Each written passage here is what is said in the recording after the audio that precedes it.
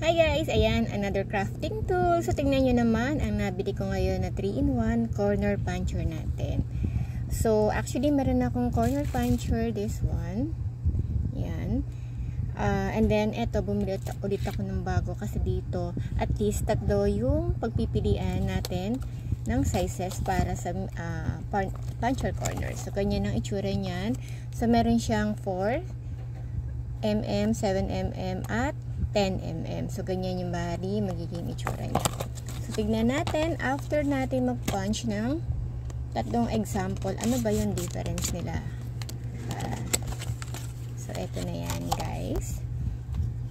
Okay, ang laki niya ha, in fairness. Yan. So, dito muna tayo sa 4mm. So, kasi eto, meron akong ginawa dito ng mga bookmarks. Yan. So, ngayon, lalagyan ko na lang siya, or aayusin ko na lang yung corner niya dito. Kaya tayo gagamit ng ating puncher corner na tinatawag. Or corner puncher. Yan. So, unahin natin to. Ito ang ating 4mm. Tignan nga natin. Okay. Ang ganda niyang pang ano ah. Yan. Oops. Yan. So, next natin ay ang 7mm. So, dito tayo sa kabila.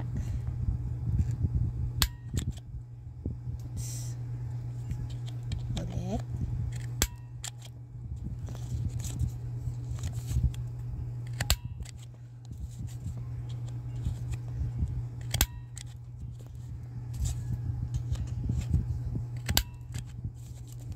So, ito, click natin.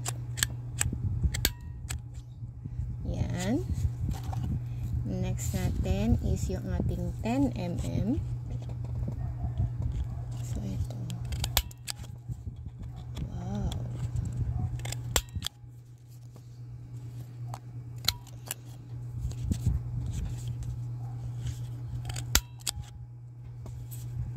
Okay. So, guys, ito yung difference nila, ha?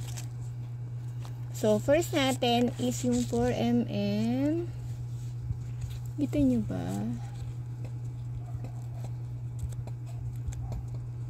Oops, wait. Ayan. So, as you can see, yung 4mm natin, maliit lang yung ng corner niya dito.